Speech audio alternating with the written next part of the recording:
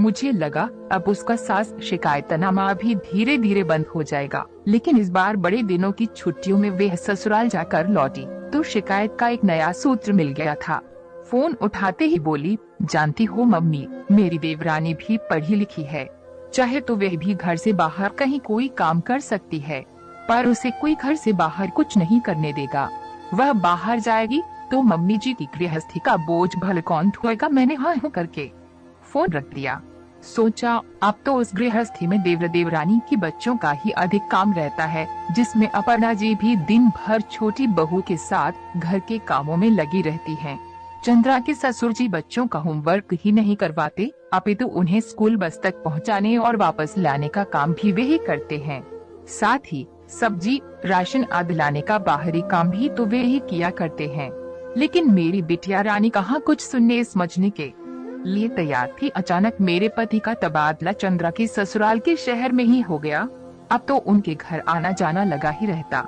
एक दिन मैंने सुष्मिता से पूछा, तुम भी तो पढ़ी लिखी हो, क्या तुम्हारा घर से बाहर कोई काम करने का मन नहीं करता? वे हंसी, मौसी जी अभी तो मेरे बच्चे बहुत छोटे हैं, नौकरी करने से ज्यादा जरूरी है उनकी देखभाल करना। फिर अभी इन्हें जितना वेतन मिल रहा है वह काफी है, उससे अधिक की तो अभी दरकार नहीं। और फिर ये शाम को अपनी छुट्टी के बाद पापाजी के बिजनेस में भी उनकी मदद करते हैं। बच्चों को तो एकदम समय नहीं दे पाते। मैं भी यदि नौकरी में व्यस्त हो जाऊं तो बच्चों का ख्याल कौन रखेगा? यूँ तो मां जी भी मुझसे कहती रहती हैं कि यदि मेरा भी नौकरी करने का मन हो तो मैं कर सकती हूँ, वे घर और बच्चों को संभाल लेंगी। पर सच कहूँ मौसी जी, अभी तो घर से बाहर कुछ करने का मेरा जरा भी मन नहीं है। हाँ, जब बच्चे बड़े हो जाएंगे तब अगर मन होगा तो देखा जाएगा। पूरे 30 दिन से उनका घर गुलजार था, बच्चों के हो हल्ले से भरा था। साल भर में उनके घर में 2 ही तो खुशी के मौके आते थे, एक गर्मी की लंबी छुट्टियों में और दूसरा दशहरे की छुट्टियों के समय। उन दिनों नीरेंद्र की उजाड़ जिंदगी में हुलस कर बाहर आ जाती थी।